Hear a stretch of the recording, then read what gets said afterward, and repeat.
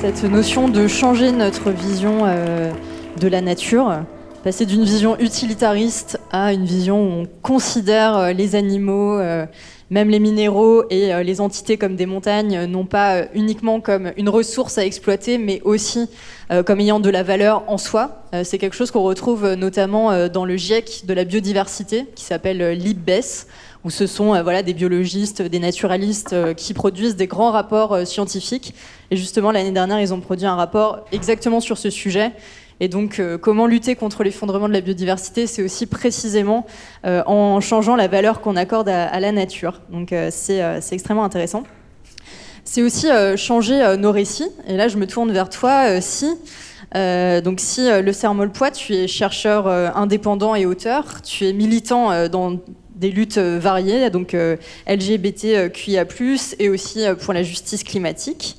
Tu as notamment publié Écologie déviante chez l'éditeur Cambourakis, et tu viens de sortir une traduction d'un manifeste gay du militant Karl Wittmann aux éditions du Commun. Wittmann en plus, tu m'avais dit. Actuellement, tu travailles à plusieurs projets de traduction et d'écriture autour des héritages du socialisme libertaire, de la notion de commun et de post-capitalisme. Ça fait beaucoup de choses. Il y a toujours un fil rouge dans ton travail, c'est la question aussi de l'inclusivité, qui est bien sûr hyper présente. Alors, la question que je voudrais te poser, c'est de savoir si la puissance des récits est un leurre ou pas. Avant de rentrer dans ce que j'avais préparé, en écoutant aussi toutes les diverses interventions sur la nécessité de se déplacer via le langage, etc., et puis aussi les doutes qu'on voit émerger et qui sont en fait des doutes que je partage aussi quand je produis des recherches, des histoires, etc. Je pense qu'il y a un vrai enjeu qui est celui de douter des effets des récits qu'on produit. Moi, je pense que ça dit en fait la difficulté dans laquelle beaucoup de gestes et de créations se trouvent actuellement. Notamment aussi parce que l'écologie même de la création, c'est-à-dire la possibilité pour l'artiste, pour l'auteur, pour l'architecte de développer une œuvre en ayant les moyens, en ayant les moyens en fait de repenser une production plus écologique, en ayant le temps aussi. Je pense qu'on a parlé un petit peu de la question de la temporalité, mais il me semble quelles sont les conditions matérielles pour avoir le temps. C'est un vrai enjeu qu'on doit poser en fait quand on parle d'écologie de la création, mais aussi en ayant la possibilité de partager cette œuvre, de la faire exister au sein aussi d'un écosystème adapté. C'est peut-être des choses qui m'interrogent pas mal dans les discussions là qui émergent, et puis en règle générale, c'est-à-dire au sein de quels écosystèmes en fait on place et on situe nos œuvres pour qu'elles puissent continuer à vibrer et à nous nourrir. Voilà, il me semble que ça c'est des enjeux qui sont particulièrement complexes. Alors, et j'aimerais bien revenir un petit peu aussi sur la question des conditions matérielles en fait de production, pour élargir aussi un peu la définition de l'écologie.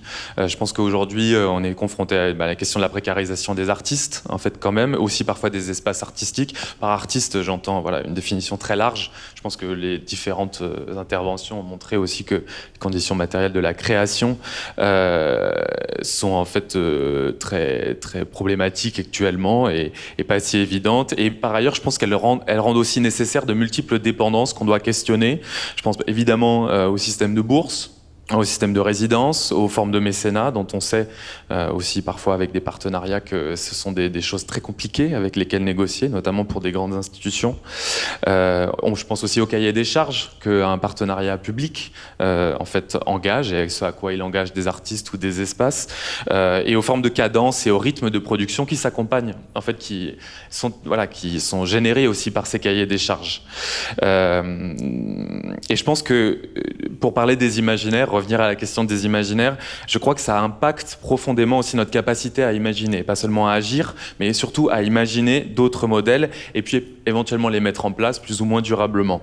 J'aimerais donc revenir sur une distinction qui est faite, qui me semble qui est en fait une distinction pas seulement conceptuelle, mais aussi une distinction stratégique, qui est faite par la philosophe des sciences Isabelle Stengers, qui distingue imaginaire et imagination.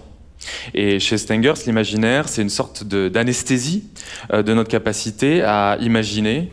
C'est une faculté considérablement appauvrie, qui révèle aussi une grande difficulté qui est celle que nous aurions, alors d'autres philosophes l'ont pensé, je pense par exemple à Mark Fisher, à désirer hors du capitalisme, à rêver, mais aussi à dire et à formuler d'autres manières d'inscrire la création dans la matrice du lien et des transformations sociales qui seraient nécessaires à notre vie et à notre survie.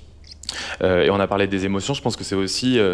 il y aurait peut-être quelque chose à faire à lien de à quelles émotions on a accès quand on est prisonnier, on va dire, de cet endroit d'imaginaire. Et quand bien même, par exemple, moi ça m'interroge beaucoup parce que j'ai été dans des collectifs d'activistes liés à des investissements des énergies fossiles pour les grands musées. Quand on aimerait aussi parfois présenter des grands musées internationaux ou des festivals comme des vigies ou des modèles à l'avant-garde d'une contre-culture écologique et sociale, qu'on voit aussi s'y déplier des concepts, une terminologie liée à l'écologie, la justice sociale, la décolonisation.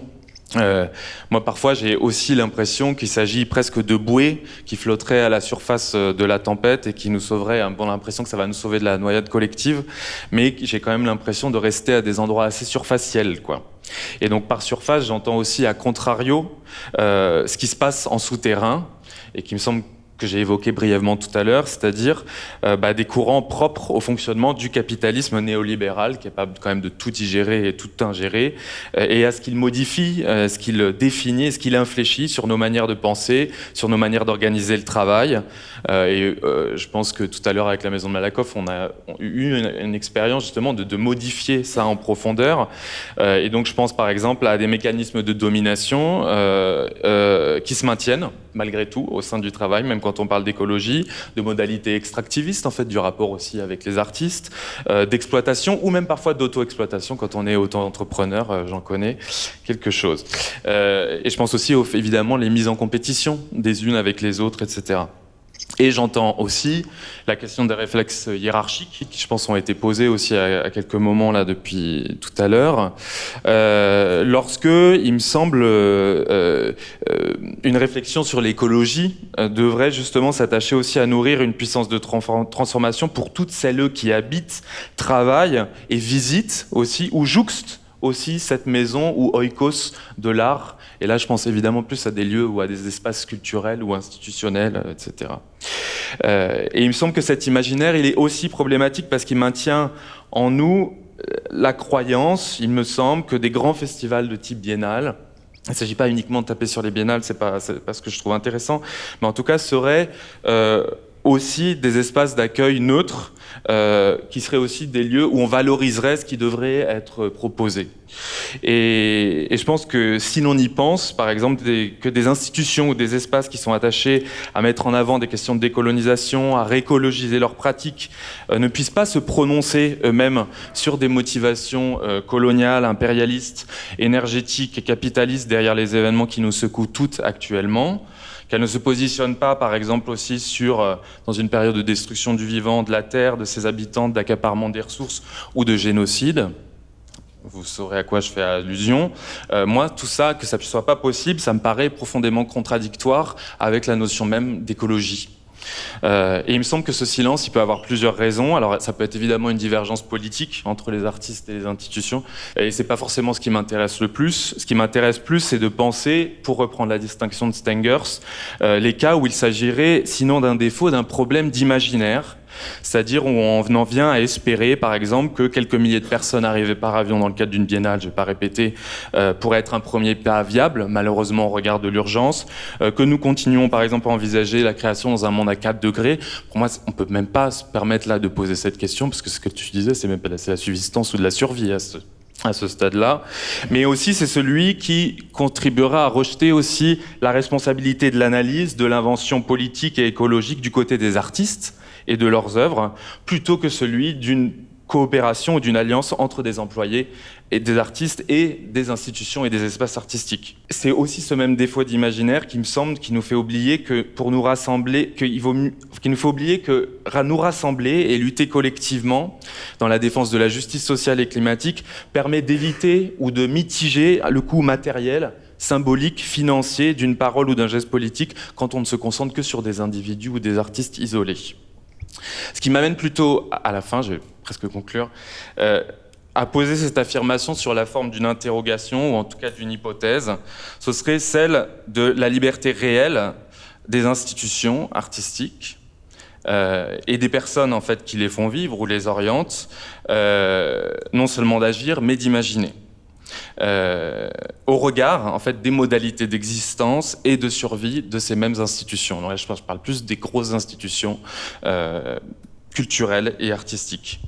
Et il me semble qu'il faut poser cette hypothèse de réflexion de l'étouffement de nos imaginaires et de la liberté que nous avons à les modifier pour pouvoir discuter ensuite collectivement de la possibilité concrète d'une émancipation de ces espaces avec lucidité. On a parlé des enquêtes, de diagnostiquer en fait leur logique interne, leurs réseaux, les réseaux, tout l'écosystème en fait qui les compose, leur taille, parce qu'il me semble qu'en fonction des tailles et des échelles entre une institution comme la Maison des Arts de Malakoff, le Palais de Tokyo ou Beaubourg, en fait, on joue avec des réseaux de dépendance qui sont absolument pas les mêmes. La question, évidemment, de leur situation et de leur ancrage géographique et social, de leur coût énergétique, on l'a déjà dit, ça, on est plutôt revenu là-dessus, mais aussi de leur connivence politique et financière. Et seulement alors, il sera aussi possible de collectivement décider, et là j'insiste sur le collectivement, on revient au nous, si politiquement, stratégiquement on peut hériter de ces espaces ou, pour reprendre les termes d'Alexandre, en réorienter l'économie, inventer de nouveaux fonctionnements et usages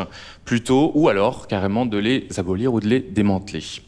À contrario de l'imaginaire, Stengers, qu'est-ce qu'elle dit ? Elle dit « l'imagination, c'est un mouvement d'émancipation progressif qui se cultive avec d'autres, qui est lié à des pratiques de résistance concrètes, de coopération et de solidarité, qui a à voir avec une puissance d'abondance de la vie et une guérison. » Là, je ne sais pas vraiment ce que dit Stengers, mais c'est moi qui l'amène à cet endroit-là. Et dans mon travail et dans les démarches qui m'intéressent, justement, finalement, c'est surtout quand elles sont liées à des questions de minorisation en raison de la sexualité, de la classe, du genre ou de la race. La question de l'imaginaire dont on tente de se défaire et de la nécessité de le faire éclater, c'est évidemment primordial. Et ce que j'essaye souvent de tisser et de déterrer avec ces démarches, c'est justement la création de nouveaux espaces, de nouvelles manières d'imaginer des espaces en autogestion ou la libération d'anciens espaces. Donc c'est des histoires d'activisme, de stratégie qui vont aussi redéfinir le rôle et l'importance de l'art en révolte dans des mouvements de résistance, et aussi des récits d'expérimentation plus ou moins durables, de fabrique et d'architecture d'espoir. Et on renoue aussi avec cette idée d'ivresse qui avait été mentionnée à un moment. Voilà, pendant et entre les révolutions qui m'intéressent. Il me semble que, du coup, à sa manière, le travail d'artiste, cinéaste et de productrice d'Elsa Bress a quelque chose de cet ordre-là. Que son travail est justement une invitation à renouer avec ces puissances collectives de récits dissidents, à un décentrement aussi, à une émancipation de nos imaginaires appauvris, à arpenter aussi autrement les paysages en ruine ou les paysages ruinés ou abîmés par le capitalisme industriel dont nous héritons, et à développer une autre modalité de regard, de déplacement et d'action furtive. Et évidemment, et ça on en reparlera ensemble, à encourager aussi d'autres formes de camaraderie et de compagnonnage. Nous avons donc la chance ce soir de regarder un extrait du film en cours de production d'Elsa Bress, et c'est un film qui sortira en 2024. C'est une séquence en train d'être montrée d'un bout d'un film en train de se faire, quoi. Donc ce sera pas exactement ça dans le film, mais c'est quand même une des séquences qui est un des dispositifs qui sera pas le seul. Donc une des parties de ce film en cours sur lequel je travaille depuis quelques années. Ouais. Alors toi, tu es artiste cinéaste. Tu as étudié l'architecture à Paris-Belleville et aussi à Montréal, puis enseigné aussi à Paris-Belleville avant de rentrer au Frénois, où tu t'es concentré sur la réalisation. Et puis, donc ça, c'est ton dernier projet de film. Mais avant ça, tu as réalisé en fait de nombreux films, notamment Stella et Love Canal en 2017. Et alors, dans ce film-là, tu tissais l'histoire d'un canal centenaire creusé et jamais mis en eau, qui va devenir en fait l'occasion d'un périple de plusieurs individus au sein de paysages et de ruines technologiques. Plus récemment, tu as réalisé un autre film qui s'appelait Sweat, autour du delta du Mississippi. Ce qui dit peut-être aussi quelque chose de ce qui inspire ton travail, on pourra en discuter, c'est-à-dire la mise en avant aussi de traces d'histoires qui sont travaillées, comme je l'avais dit tout à l'heure, par l'exploitation industrielle, mais aussi commerciale, touristique, etc. Et par peut-être aussi de multiples formes et manières de résistance sur ces mêmes territoires. Ce qui est un peu singulier, évidemment, et avec cet extrait, c'est que tu nous présentes aussi un point de vue, qui est celui, alors au départ moi je savais pas trop si c'était depuis la perspective d'un sanglier ou d'une troupe de sangliers sauvages qui suivent une équipée humaine, troublant à la fois notre perception du territoire mais aussi indiquant de nouvelles formes d'alliance. Et ce sera intéressant de pouvoir en reparler. Et peut-être une dernière chose avant qu'on bascule sur les questions, tu fais aussi partie d'un collectif, j'ai beaucoup insisté sur la question des productions, conditions matérielles de création. Tu fais partie d'un collectif de production qui s'appelle Elinka Film, qui est aussi, c'est ça, hein, ouais, un collectif de production horizontale, selon tes propres mots, ce qui dit évidemment voilà, l'importance de repenser ce processus de fabrication et de diffusion. Peut-être tu pourras nous en parler un peu plus. Alors, il y avait sur un site qui jouxtait ton travail une citation d'Édouard Glissant que tu avais mobilisée. Et je te cite une partie de cette citation qui dit, et comme ça on relie avec la question des imaginaires, « Mais le conte ne raconte pas une histoire, le conte ne fait pas compte des misères, le conte déboule à la source cachée des oppressions, et il jubile dans des bonheurs inconnus, peut-être obscurs. Nos récits sont, s'ils se trouvent, de longues respirations sans début ni fin, où les temps s'enroulent. » Donc après cette belle citation de Glissant, ma première question, ce serait peut-être quel est ton rapport au récit ? Ou alors, peut-être, selon toi, qu'est-ce qui ferait la force du récit ou de la fiction ? Et quel est ton rapport à la fiction dans cette forme qui ne s'appréhende pas immédiatement sous une forme documentaire, mais qui l'est aussi ? Voilà, comment tu tisses et quel intérêt tu y trouves ? Merci pour cette belle introduction. Oui, c'est vrai que la question du récit m'intéresse beaucoup aussi. Quand on fait des films, de toute manière, on est un public comme ça, voilà, qui arrive dans une salle avec un début, une fin. Donc il y a tout de suite la question de comment se tisse le récit. Et c'est vrai que moi, je m'intéresse beaucoup à travailler dans cet entre-deux, entre ce qui serait du documentaire et de la fiction, et qui me paraissent en fait des catégories, à part pour les questions de production, donc où c'est encore très séparé, des endroits quand même un peu pas très intéressants en fait à distinguer comme ça.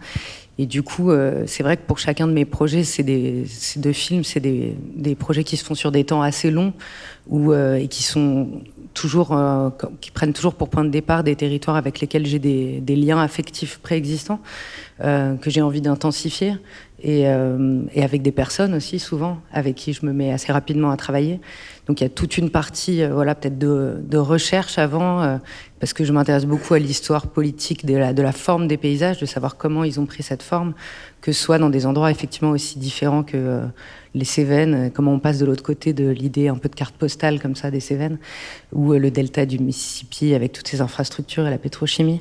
Et du coup, voilà, il y a toutes ces recherches d'un côté pour essayer de comprendre l'histoire de ces paysages, mais pour autant, je m'intéresse vraiment à tisser des récits, notamment avec les personnes qui acceptent de participer à ces films, à ces tournages, à ces films, et parfois à des moments d'écriture aussi vraiment en amont, des moments d'improvisation. Et donc les films mêlent en fait des choses plus mises en scène avec des choses plus documentaires entre guillemets, sans vraiment les hiérarchiser ou les donner comme telles quand on les regarde. Ouais. Et justement sur la question plus particulièrement de ce film et des Cévennes, qui est l'endroit aussi où tu vis, comment, j'ai l'impression que, alors dans d'autres extraits, il y a un rapport aussi à la cartographie qui est assez marqué. Comment tu travailles? Est-ce que tu pourrais revenir un petit peu sur comment toi tu as construit ce film en rapport avec le paysage et les habitantes notamment, ouais. Et voilà. Ouais. Ce film, en fait, il y a deux choses un peu au début de ce film. C'est souvent le cas d'ailleurs quand il y a vraiment un film qui se met en marche. Il y a effectivement ce territoire où j'habite, où je vis, et pour le coup, je vis dans une petite maison qui est jouxtée d'une forêt comme ça, qui ressemble à une forêt de conte, mais qui est en fait une châtaigneraie qui n'est plus exploitée. Donc qui est un paysage, un peu comme plein de paysages des Cévennes, qui est un faux paysage sauvage entre guillemets, et qui n'est pas clôturé. Et du coup, il y a plein de sangliers dedans.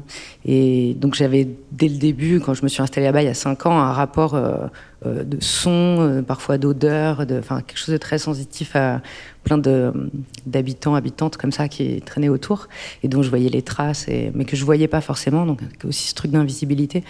Et de l'autre côté, je m'intéressais un peu à cette question de l'histoire du paysage cévenol et notamment à l'histoire de la propriété privée dans les Cévennes et de comment de la privatisation un peu aussi du territoire au fur et à mesure. Voilà, et le sanglier du coup qui m'a tout de suite intéressée comme un animal qui ne respecte pas justement cette propriété privée. Bon, pour plein de raisons, on pourra y revenir. Et voilà, il y a un peu ces deux choses qui se sont croisées. Donc au début, ça, c'était plutôt quelque chose qui m'appartenait. Et assez vite, pour faire un film, puisque moi j'aime faire des films avec des gens, il y avait la question... Enfin voilà, la question que je me suis retrouvée à poser à des gens pour essayer de réfléchir à ça, c'était... D'abord, à quoi on aurait accès si on se mettait du côté des sangliers, et puis après aussi, qui aurait intérêt à se mettre du côté des sangliers.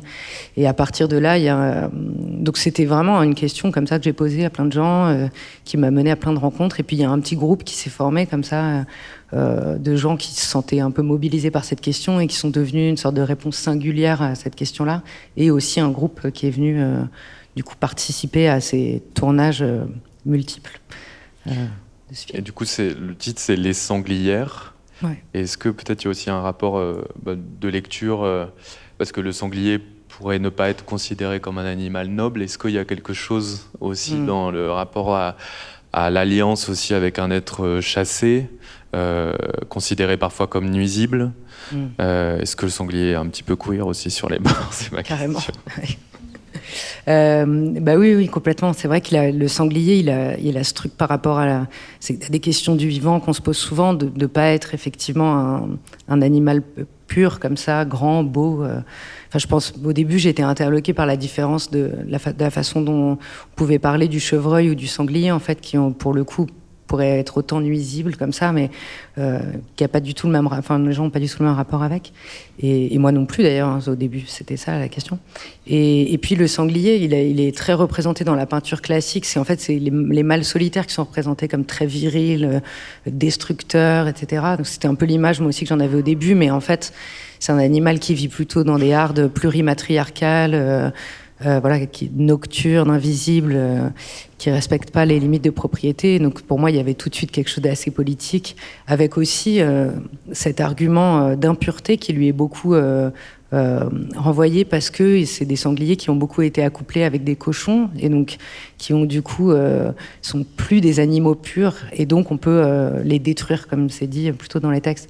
Et ça me rapportait cette question d'une nature pure ou impure aussi à des questionnements. Pour moi, on fait un animal assez queer, quoi, clairement. Une question, je pensais aussi au rapport à la furtivité et au fait que là, tu nous places dans une atmosphère nocturne, dans quelque chose qui pourrait presque avoir l'allure d'une exploration avant action. Et qu'est-ce qui travaille là aussi dans cet imaginaire-là pour toi ? Ouais, bah c'était une des autres choses sur la question de l'histoire des Cévennes, de ce territoire-là. C'est sûr que c'est un endroit de lutte écologique aujourd'hui, mais aussi un endroit qui a une géographie assez singulière qui est faite de vallées comme ça très très enchevêtrées et qui fait que ça a toujours été, enfin toujours, ça a été depuis très très longtemps, mais même je parle des cathares, des hérétiques ou encore avant on parle de soldats en fuite au 8e siècle peut-être, là, qui seraient venus se planquer un peu là-bas et qui ont pris l'avantage du terrain, quoi, qui auraient l'avantage du terrain. Donc il y a comme ça une sorte de mythologie. Alors on parle beaucoup des protestants qui sont allés se cacher, mais il y a aussi plein d'autres histoires, voilà, comme ça d'une forêt ou d'un territoire qui, si on décide que c'est le nôtre, nous donne l'avantage du terrain par rapport à un pouvoir central ou en tout cas à des personnes qui viendraient de l'extérieur. Et du coup, le film, il est clairement travaillé de cet imaginaire-là qui est un peu comme augmenté par cette question de relations, de camaraderie, comme tu disais, avec des plus qu'humains, notamment les sangliers ici à cet endroit-là. Pour une question un peu plus concrète ou matérielle, donc il y a cette société de production aussi, dont tu fais partie. Enfin, je dis société, collectif de production. Oui. Comment tu envisages aussi l'écologie de la production de ton film ? À quel moment ça intervient et comment ça a évolué peut-être aussi? Ouais. Bah oui, c'est quelque chose qui a été très important pour ce projet. D'abord parce que on parlait au début des récits, de quels récits on peut faire émerger, peut-être de récits comme ça qui fassent un peu trembler ou qui soient un peu à côté des grands récits qu'on voit beaucoup, notamment au cinéma.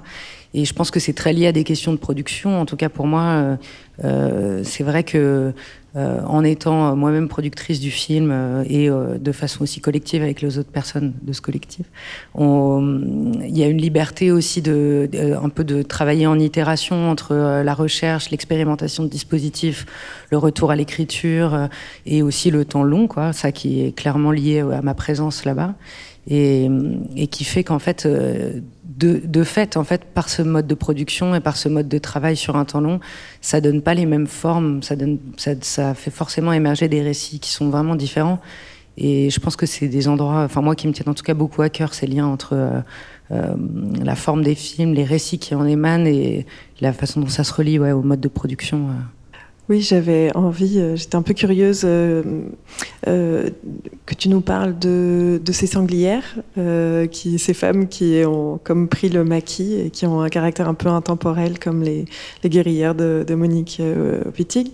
J'aimerais bien aussi que tu nous parles des sangliers. Je crois qu'il n'y a pas de féminin à sanglier, donc mais peut-être qu'on peut dire en délai. Ouais, en tout cas, c'est pas des sanglières. Non, ça c'est un néologisme. C'est ça. Et comment ils et elles ont réagi à votre présence? Comment s'est passé le tournage avec ces animaux? Il y a eu pas mal de tournages différents et du coup pas mal de rencontres aussi différentes et des modalités aussi assez singulières selon les moments de tournage. Donc là on en voit quelques-uns, mais il y a aussi d'autres modalités à d'autres moments. Ça s'est plutôt super bien passé. En fait, c'était assez réjouissant en tout cas pour nous et pour en tout cas les sangliers qui étaient là, en tout cas qui n'ont pas fui. Donc il y a eu c'était des moments assez magiques comme ça, ouais. Et aussi qui étaient travailler aussi par cette question du temps long du film.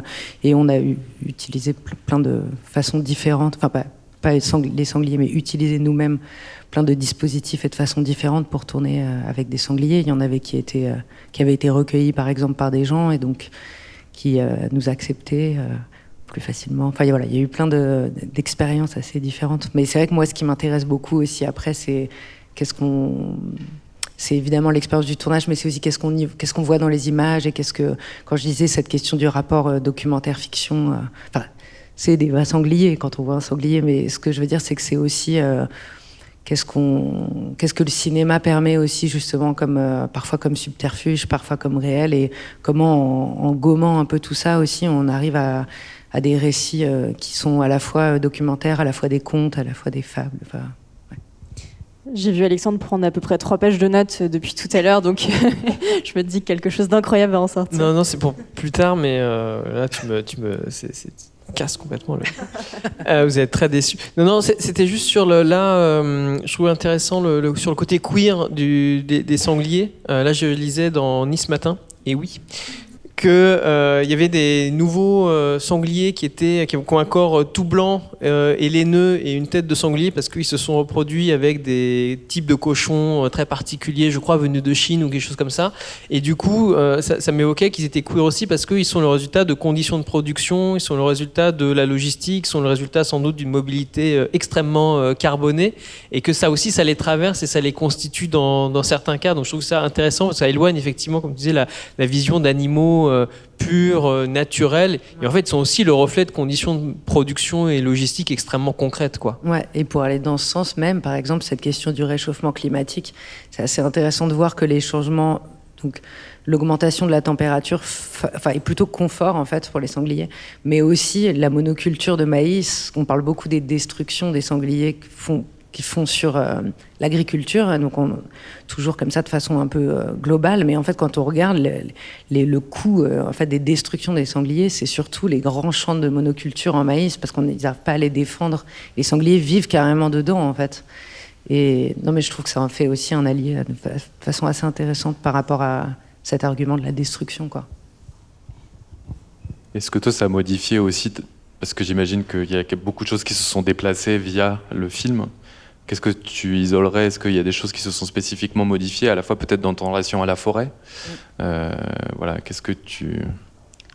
Bah oui, tout. Je pense que c'est ça qui fait que faire un film sur un territoire qu'on connaît, enfin, ça a changé des choses à plein d'endroits, à l'endroit des collaborations avec toutes les personnes avec qui ont participé au film. Et puis, oui, carrément, une connaissance, une pratique et une affection complètement aussi différente pour le territoire, pour les sangliers. Puis des questions de cinéma, comme tu disais, qui sont vraiment travaillées dans le film à plein d'endroits, de cette question du point de vue, en fait, qui m'a beaucoup questionnée au fur et à mesure de faire le film et qui, à mon avis, a changé beaucoup de choses dans ma façon de travailler. Je me demandais comment t'envisages, là on est dans des institutions, enfin dans une grande institution, comment t'envisages aussi la diffusion? Parce que là on a parlé des conditions de fabrication, mais ensuite est-ce que tu penses que c'est aussi quelque chose que vous discutez collectivement avec le collectif de productrices? Voilà, comment vous inscrivez la diffusion de votre travail en fait? C'est une question compliquée, la question de la diffusion. Elle est différente, je pense, pour les films que pour des œuvres, parce qu'il n'y a pas la question du transport, par exemple, des choses comme ça. Enfin, en tout cas, différemment. Et nous,